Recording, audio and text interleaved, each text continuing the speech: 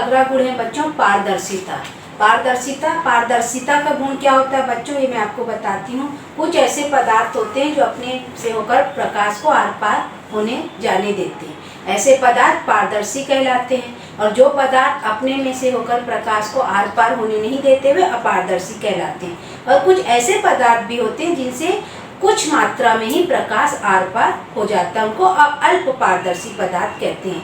प्रकाश का जो पारदर्शिता का गुण है बच्चों, जलीय जीवों के लिए वरदान है, क्योंकि जलीय जीव जो पानी के अंदर एकदम गहराई पर रहते हैं, जैसे पौधे हैं, उनको भोजन बनाने के लिए प्रकाश संश्लेषण की क्रिया के लिए तो प्रकाश की जो पारदर्शिता का गुण है बच्चों, जब वो पानी से होकर चला जाता है अंदर, तभी वो जलीय पौधे अपना भोजन फोटोसिंथेसिस के द्वारा बना लेते हैं। तो आज हम उन्हीं विशेष प्रकार के पदार्थों के बारे में आपको बताते हैं कि हमारे आसपास बिखरे बहुत सारे जो पदार्थ हैं उनमें कौन से पारदर्शी हैं, कौन से अपारदर्शी हैं, कौन से अल्प पारदर्शी।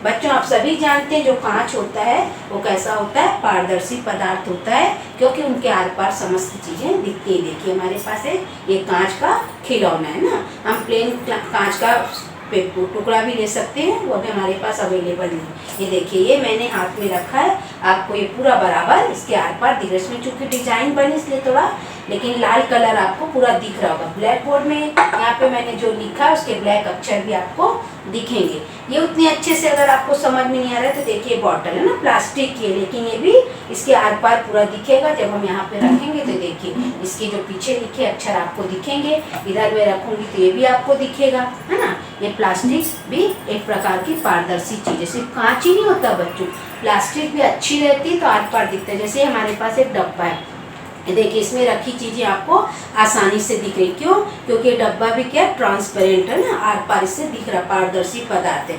अब मैं आपको एक पॉलीथीन दिखाती हूँ बच्चों। ये देखिए इस पॉलीथीन में मैंने बहुत सारा सामान रखा है, देखिए ये भी रखा हुआ है इसमें, है ना, पेंसिल, बहुत सारे कागज, ये सब रखे हुए हैं। तो हमको सब रखा हुआ चीज क्यों दिख रहा है, क्योंकि ये कैसा है, ये पॉलीथीन है जो एक प्रकार की पारदर्शी पदार्थ का काम करे, इसलिए पूरा हमको दिख रहा है। देखिए मैं इधर रख दूंगी तो भी आपको पूरा दिखेगा।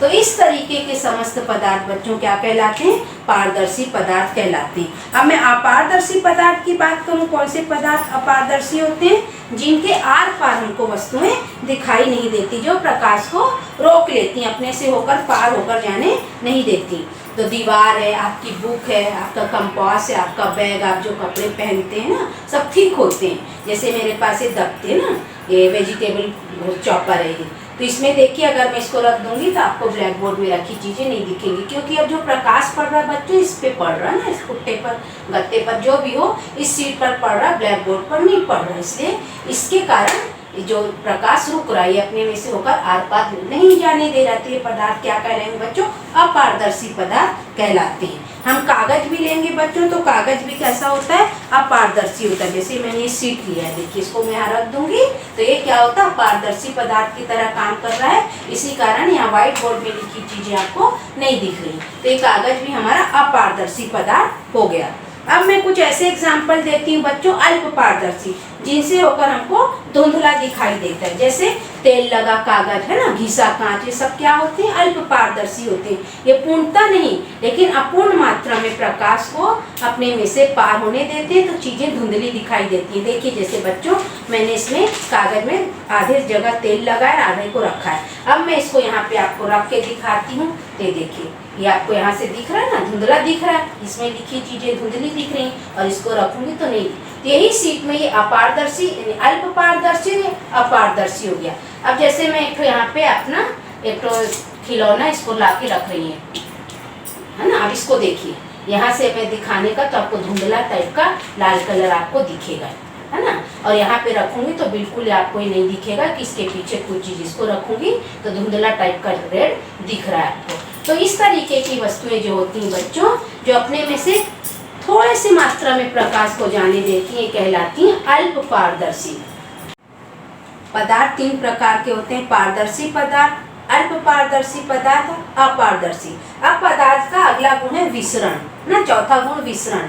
किसी गैस या द्रव में किसी अन्य ठोस, द्रव या गैस का समान रूप से विसरित हो जाने की क्रिया विसरण यानी डिफ्यूजन कहलाती है। जब मैंने आपको टाइप्स ऑफ मटेरियल बताया था, सॉलिड, लिक्विड, गैस, तो सबके बारे में बताया था कौन से पदार्थ कितने अच्छे से डिफ्यूज होते हैं ना। तो जो सॉलिड होते हैं, ठोस होते हैं, बहुत कम डिफ्यूज होते हैं, लिक्विड थोड़े अच्छे से डिफ्यूज होते हैं, और गैसेस तो बहुत अच्छे से डिफ्यूज होती हैं, विसरित होती हैं। जैसे अगरबत्ती की खुशबू है ना, अच्छे पकवान की खुशबू, परफ्यूम, इत्र वगैरह की खुशबू, फूलों की खुशबू, पकवान की खुशबू और नाली की बदबू, ये सब हम कहीं दूर से भी आ रहे हैं तो हमारी नाक पर बहुत जल्दी असर पड़ता, हमको महसूस होता है। और अगर बदबू आती तो हम तुरंत अपनी नाक को कपड़े से, रुमाल से ढाक लेते हैं। तो हम ये डिफ्यूजन जो होता है, विसरण, उसको आपको बताते हैं। ये देखिए हमारे पास अगरबत्ती, अगर हम इसको किसी दूर कोने में भी लगाएंगे तो चूंकि इससे गैस निकल रही, धुआं है ना, गैसों में, हवा में, पूरे रूम में हवा भरी है, कितने भी बड़े हॉल में हम इसको जलाएंगे, अगर इसकी खुशबू अच्छी है तो आपको दूर से इसकी खुशबू पहुंचेगी, क्योंकि गैसें बहुत अच्छे से, बहुत तीव्रता से विसरित होती हैं। गैसों में विसरण का गुण सबसे ज़्यादा होता है। आप स्कूल से घर जाते हैं तो आपकी मम्मी अगर कुछ अच्छा पकवान बना रही, दरवाजे में पहुंचते ही आपको खुशबू आती है। जब आप स्कूल में पढ़ते हैं, मध्याह्न भोजन में कुछ भी पकता है तो आपको क्लास में बैठे बैठे उसकी खुशबू आती है, क्योंकि सब क्या है, गैसें हैं जो हवा में विसरित हो जाती हैं गैस में बहुत अच्छे से, और आपको तुरंत पता चल जाता है। अब हम द्रवों में विसरण का गुण कैसा होता है वो भी आपको बताते हैं। ये हमारे पास बच्चों देखिए पानी है और हमने लाल स्याही ली है। अगर हम पानी में 2-4 बूंद लाल स्याही की डालेंगे तो देखिएगा कितनी तीव्रता से वो पानी लाल होगा, क्योंकि द्रवों में भी विसरण का गुण पाया जाता है। देखिए 1-2 बूंद हम डाल के आपको दिखाते हैं कितनी जल्दी आपका पानी है जो रेड हो जाएगा, क्योंकि द्रव में द्रव हमने डाला ना, बहुत जल्दी विसरित होते हैं। गैस की तुलना में कम, लेकिन ठोस की तुलना में ज़्यादा होते हैं विसरित। यही गुण होता है बच्चों, इसको हम बोलते हैं विसरण का गुण। हम इसको लकड़ी से, चम्मच से मिला देंगे तो आपका पूरा पानी रेड हो जाएगा। तो ये है बच्चों विसरण का गुण। अगली क्लास में बच्चों हम चालकता पढ़ेंगे कि पदार्थों में चालकता का गुण किस प्रकार पाया जाता है, कौन से पदार्थ अपने में से इलेक्ट्रिसिटी या विद्युत को प्रवाहित होने देते हैं और कौन से पदार्थ प्रवाहित नहीं होने देते। जो पदार्थ अपने में से विद्युत प्रवाहित होने देते हैं वे विद्युत के सुचालक कहलाते हैं, और जो अपने में से प्रवाहित नहीं होने देते विद्युत को, वो विद्युत के कुचालक कहलाते हैं। इसी प्रकार वस्तुएं, पदार्थ होते हैं जो उष्मा के भी सुचालक और कुचालक होते हैं। तो ये सब हम अगली क्लास में आपको एक्टिविटी के द्वारा बताएंगे। उम्मीद है बच्चों आपको आज की क्लास बहुत अच्छी लगी होगी। प्लीज़ मेरे चैनल को लाइक, शेयर एंड सब्सक्राइब करिए। मिलते हैं अगली क्लास में। Bye bye.